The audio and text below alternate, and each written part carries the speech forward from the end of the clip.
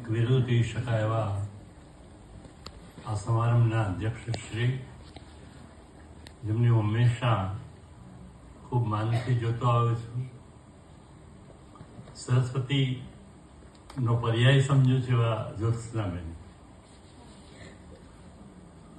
અને આજે જે ખરેખર સેવા નિવૃત્ત થઈ રહ્યા છે આપણે કહીએ છીએ એ રીતે વાત પણ થઈ. પણ જેમ રજિસ્ટર લગ્નમાં બે સાક્ષી જોઈએ ને, એમ હું આજે રજિસ્ટર લગ્ન કરાવવા આવ્યો છું. અત્યાર સુધી એમનું લગ્ન કોલેજ સાથે હતું, હવે એમનું લગ્ન સમાજ સાથે થશે. અને લગ્નમાં એમના પત્ની શ્રી ને કોઈ અણગમો નહીં થાય, બલકે ગમો થશે. અને એટલે હું એને વિરલ દિવસ કહું છું. બે પ્રસંગ છે આજે. ધીરજભાઈ તો અભ્યાસી છે, આપણે તેમ કહેવાયું છે, આપણા ઋષિઓ એવું કહ્યું છે, ધીરસ તત્ર ન મોહ્યતે, ધીરસ તત્ર ન મોહ્યતે. જે ધીરજવાન છે એ મોહ પામતો નથી. અમે બે જ વખત મળ્યા છીએ, ક્યારેક ફોન ઉપર મળ્યા છીએ, પણ મને લાગ્યું કે પેલા ઋષિએ આ જ ધીરજભાઈને ધ્યાનમાં રાખીને કહ્યું કે ધીર વ્યક્તિઓ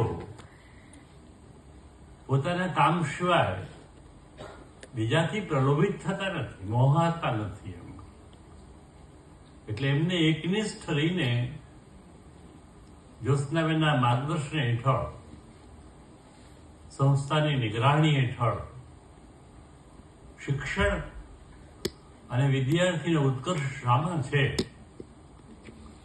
એને યોગ્ય દિશા કેવી રીતે મળી શકે, અને એ માટે ક્ષણે ક્ષણ કેવી રીતે એક શિક્ષકે ખર્ચવી જોઈએ, એનું ઉત્તમ અને જ્વલંત ઉદાહરણ ધીરજભાઈ છે. હું તો ખરેખર બીમાર છું, મારા પત્ની પણ હમણાં બીમાર છે, બીજું પણ કામ ચાલે છે. પણ ધીરજભાઈએ ફોન કર્યો, જ્યોત્સનાબેનનું નામ લીધું, અને મેં કહ્યું કે હું આવું છું જરૂર. કારણ કે રજિસ્ટર લગ્ન થતા હોય તો સાક્ષી થવું એમાં એ રીતે ગમે કે ચાલો અમે તમારી સમાજમાં લેવા આવ્યા છીએ. અને ઉંમર તો મનનું કારણ છે. મને 82 રનિંગ છે, 82 મને જાય છે, અને છતાં હું સમાજ સાથેનો મારો જે અનુબંધ છે, શબ્દ સાથેની મારી જે પ્રીતિ છે એને મેં છોડી નથી. એમ એટલે હું ધીરજભાઈને એ કહેવા આવ્યો છું કે અમે તમને લાઈક નથી કરતા, અમે તમને લાઈક નથી કરતા, બટ વી લવ યુ. એમ we love you. To like mean શું છે?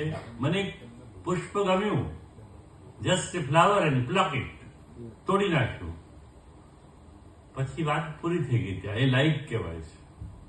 And when you say I love you means you have not to pluck the flowers, but you have to water it daily. You have to water it daily. એમ કે જ્યારે તમે કહો છો કે હું પ્રેમ કરું છું, એનો અર્થ એ થયો કે તમે છોડને દરરોજ ભૂલ્યા વિના પાણી સિંચન કરતા હો છો. તો અમારે ધીરજભાઈ, અમે દરરોજ પાણી સિંચન કરવાના જ છીએ, અને તમને મૂરઝાવા નહીં દઈએ. અમે આ અમારું વ્રત છે કે સમાજમાં જયારે હવે કાંકરામાંથી ઘઉં વીણવાની સ્થિતિ આવીને ઉભી છે.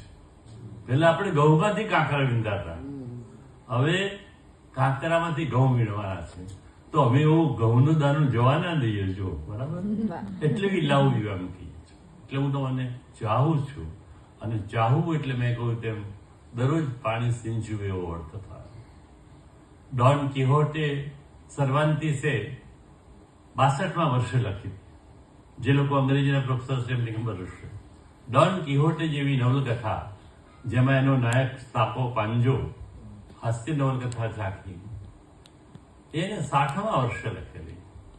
એટલે હું તો એમ માનું કે લાઈફ બિગિન્સ એટ 62. હે જિંદગી 62 વર્ષ તો ખાલી શરૂ થાય, 62 વર્ષ જિંદગી શરૂ થાય.